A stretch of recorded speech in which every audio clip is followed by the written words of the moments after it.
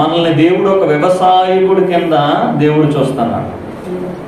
దేవుడు మనల్ని ఒక వ్యవసాయకుడిగా ఉండమని దేవుడు సెలవిస్తున్నాడు. ఆయన విశ్వాసము విషయంలో, మన విశ్వాసము విషయంలో మనం దేని కొరకైతే నిరీక్షిస్తున్నామో, దేని కొరకైతే ఎదురు చూస్తూ ఉన్నామో వాటి విషయాల్లో దేవుడు అంటున్నాడు, నీవు ఒక వ్యవసాయకుడివి.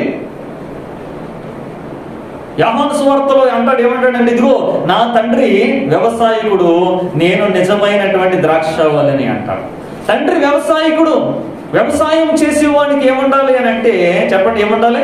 ఓర్పు ఉండాలి, ఓపిక ఉండాలి. వ్యవసాయం చేసేవానికి ఓర్పు ఉండాలి, ఓపిక ఉండాలి, నిరీక్షణ ఉండాలి. దేవుని యొక్క లేఖనాల నుంచి మాట్లాడుతున్నాడు, ప్రభువు రాకడ కొరకు, ప్రభువు రాకడ కొరకు ఓపిక కలిగి ఉండి చూడుడి. వ్యవసాయకుడు తొలకరి వర్షము కొరకు, కడవరి వర్షము కొరకు ఏం చేస్తాడంట? అది సమకూడి జరిగేంత వరకు, సమకూడి జరిగేంత వరకు. అంటే తొలకరి వర్షం పడాలి, కడవరి వర్షం పడాలి. మనం అంటూ ఉంటారు, చాలా మంది అంటూ ఉంటారు, పరిశుద్ధాత్మను పొందారా అంటే, రక్షణ పొందారా అని అంటారు. అంటే పొందారా అని అడగడం దగ్గర ఆగిపోద్ది క్రైస్తవ్యం. రక్షణ పొందుకున్నారా? రక్షణ పొందుకుంటే అయిపోయింది. ఆ రక్షణను కొనసాగించవలసినటువంటి అవసరం లేదు. పరిశుద్ధాత్మను పొందుకున్నారండి, పొందుకున్నాం. పొందుకుంటే ఏంటి? దాని యొక్క కొనసాగింపు అవసరం లేదు. పరిశుద్ధాత్మ పొందుకున్నారా అనే ప్రశ్న అడిగితే సరిపోతుంది. మనం క్రైస్తవ జీవితంలో పరిశుద్ధాత్మ అనుభవం అనేది ఒక్కసారి పొందుకుని అక్కడతో ఆగిపోయేది కాదు. అది దినదినము దినదినము దినదినము మనలో జీవపు ఓట వల్ల అది ప్రవహిస్తూనే ఉండాలి. అది దినదినము దినదినము పరిశుద్ధాత్మ ఆనందాన్ని అనుభవిస్తూనే ఉండాలి. దాంట్లోనికి దేవుడు ఏం చేస్తున్నాడంటే, యెహెజ్కేలు గ్రంథంలో మనం చూస్తాం, నడిపిస్తూ ఉన్నాడు. పాదాల కొలతలోనికి నడిపిస్తున్నాడు, మోకాళ్ళ కొలతలోనికి నడిపిస్తున్నాడు, నడుము కొలతలోనికి నడిపిస్తూ ఉన్నాడు. దాని యొక్క కొలతలు చూస్తూ ఉంటే అది మనకి ఎంతో లోతైన అనుభవం కింద ఉన్నది. అలాగే పరిశుద్ధాత్మ అనుభవం అనేది కూడా, పరిశుద్ధాత్మను పొందుకున్నారంటే, ఆత్మను పొందుకున్నారండి అని చెప్పేసి ఒక ప్రశ్న వేసి అడిగి అక్కడతో ఆగిపోయేది కాదు. పరిశుద్ధాత్మలో నువ్వు ఎంతగా ఆనందించగలుగుతున్నావు, పరిశుద్ధాత్మలో నువ్వు ఎంతగా తేలియాడగలుగుతూ ఉన్నావు, పరిశుద్ధాత్మని నువ్వు ఎంతగా నువ్వు అనుభవిస్తూ ఉన్నావు అనేటువంటి ప్రశ్నలు మన జీవితాలు ఎప్పటికప్పుడు, మన అంతరాత్మ, మన హృదయము ఎల్లప్పుడూ కూడా దాని గురించి ఆలోచిస్తూ ఉండాలి. దేవుడు మనల్ని వ్యవసాయకుడి కింద పోలుస్తూ ఉన్నాడు. వ్యవసాయం చేసేవాడు చూడండి ఎలాంటి ఆలోచన కలిగి ఉంటాడు అని అంటే, వెళతాడు, తన పొలాన్ని దున్నుతాడు. పొలాన్ని దున్ని ఏం చేస్తాడు అని అంటే, దాని అంతటినీ కూడా శుద్ధి చేసుకుని దాంట్లో విత్తనాలు వేసేస్తాడు. ఎవరికి కనిపించదు, మట్టి అనుకుంటాం మనందరం కూడా. ఆ దున్నిన తర్వాత పైనంతా కూడా మట్టి ఉంటుంది. కానీ దాంట్లో పచ్చదనం రావాలి అంటే, దాంట్లో మొలకలు రావాలి అని అంటే, దాంట్లో నుంచి మొక్కలు రావాలి అని అంటే, ఆ నేలలో విత్తనాలు విత్తినటువంటి ఆ వ్యవసాయకుడు ఏం ఆలోచిస్తాడంటే, ఈ సాయంత్రం ఒకవేళ వర్షం పడుతుందేమో, ఈ రాత్రికి వర్షం పడుతుందేమో, ఈ రాత్రి వర్షం పడితే బాగున్నాం, ఈ రాత్రి వర్షం పడితే బాగున్నాం అని చెప్పేసి విత్తనాలు వేసిన తర్వాత వ్యవసాయకుడు ఏం చేస్తా ఉంటాడంటే, ఇంటికి వెళ్ళిన పైన ఆకాశంలోంచి పడేటువంటి వర్షాన్ని గురించి ఆలోచిస్తూ ఉంటాడు. ఈ రోజున దేవుని యొక్క వాక్యం మాట్లాడుతూ ఉన్నది, ఈ రోజున ఒక వ్యవసాయకుడి కింద ఉన్నావు.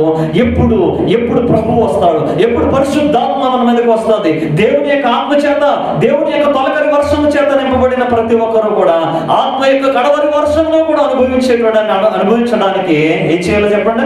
ఎల్లప్పుడూ హృదయంలో ధ్యానము కలిగి ఉండాలి, ఆలోచన కలిగి ఉండాలి, ఆత్మ కొరకు దాహము కలిగి ఉండాలి. అందుకొరకే దేవుని యొక్క వాక్యం ఏమని మాట్లాడుతూ ఉన్నదనంటే, వ్యవసాయకుడు తొలకరి వర్షము కొరకును కడవరి వర్షము కూడా సమకూడేంత వరకు కూడా ఏం చేస్తున్నాడంటే, దాని కొరకు ఓపికతో కాచుకొని దాని కొరకు కనిపెట్టుచూ ఉండను కదా, దాని కొరకు కనిపెట్టుచూ ఉండను కదా, దాని కొరకు ఎదురు చూచి ఉండను కదా. ఏంటంటే పరిశుద్ధ గ్రంథంలో చాలా పదాలు ఏమైపోయినాయి అంటే, ఈ మధ్యకాలంలో నిషేధం అయిపోయింది. పరిశుద్ధ గ్రంథంలో కొన్ని పదాలు ఏమైపోయిందంటే నిషేధం అయిపోయింది. కొన్ని సంస్థలుగా విడిపోవడం వల్ల ఏమైపోయింది అంటే, కొంతమందికి మరణాత అనే పదం ఏంటి? నిషేధం. కొంతమందికి మరణాత అనే పదము ఇష్టం. ఎవరికి? బైబిల్ మిషన్ వాళ్ళకి మరణాత అంటే ప్రభువారమ్ము. ఏమంటే ప్రభువారమ్ము అనేటువంటిది ఇది మరణాత ఒక్కరి కొరకైనా రాయబడి ఉందా ఏంటిది? ఈ మరణాత అనే పదం బైబిల్ మిషన్ వాళ్ళు ఒకరి కొరకే రాయబడి ఉన్నదా?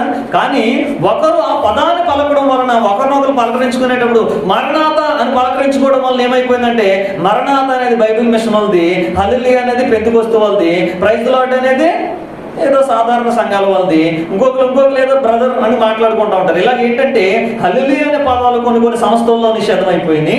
ఈ రోజున మరణాథ అనేటువంటి పదాలు కొన్ని సంస్థల్లో నిషేధం అయిపోయినాయి. కారణాలు ఏంటంటే మనుషుల సంస్థల కింద విడిపోవడం వలన పరిశుద్ధ గ్రంథంలో పదాలు నిషేధం అయిపోయింది. ఎంత దౌర్భాగ్యం అండి!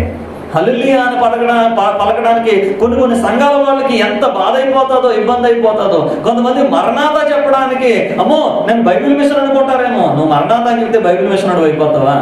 నువ్వు హల్లెలూయా చెప్తే పెంతెకొస్తేడు అయిపోతావా? నువ్వు ప్రైజ్ ది లార్డ్ బ్రదర్ అని చెప్తే నువ్వేమైపోతావు? ఇంకో సంఘం అయిపోతావా? ఏంటండి ఈ దౌర్భాగ్యం? ఎంత భయంకరమైనటువంటి ఈ యొక్క క్రైస్తవ్యం ఎంత తయారైంది ఏంటంటే ఈ రోజున పరిశుద్ధాత్మ యొక్క సరైనటువంటి అనుభవం లేకపోవడం వలన, పరిశుద్ధాత్మ దేవుని యొక్క నడిపింపు లేకపోవడం వలన ఈ రోజున పరిశుద్ధ గ్రంథంలో ఉన్నటువంటి పదాలనే నిషేధం చేసేసారు. ఈ రోజున ఆత్మ కొందరికే, ఈ పెంతెకొస్తు వాళ్ళకి ఆత్మ వస్తుంది, మిగతా వాళ్ళు ఎవరికి కూడా ఆత్మను గురించి ఎంత దౌర్భాగ్యమా క్రైస్తవ్యం! దేవుని యొక్క లేఖనాలు మాట్లాడుతూ ఉన్నాయి. ఇదిగో సహోదరులారా, ప్రభువు రాకడ కొరకు అందరూ మరణాత ప్రభువా రమ్ము అని ఆయన రాకడ కొరకు పిలవలసినటువంటి ఒక మంచి దైవికమైనటువంటి పదం అది. ప్రతి ఒక్కరూ దేవుడిని ఆరాధించడానికి, దేవుడిని స్తుతించడానికి హల్లెలూయా అని చెప్పేసానని పరిశుద్ధ దూతలు, కెరూబులు అందరూ 24 పెద్దలు స్తోత్రగానాలు చేర్చున్నటువంటి పదం అది. భూలోకం అంతా కూడా దేవుని మహిమపరచవలసినటువంటి పదం అది.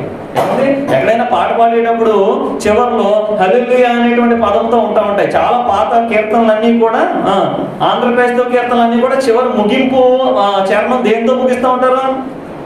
హల్లెలూయా అనే దాంతోనే ముగిస్తూ ఉంటారు. హల్లెలూయా తండ్రి, కుమార, పరిశుద్ధాత్మ అని చెప్పేసి ముగిస్తారు. అన్ని చరణాలు చాలా వరకు కూడా ముగిస్తారు. మరి అప్పుడు పాట పాడేటప్పుడు హల్లెలూయా అనే పదాన్ని ఏం చేస్తారు? వీళ్ళు మానేస్తారా?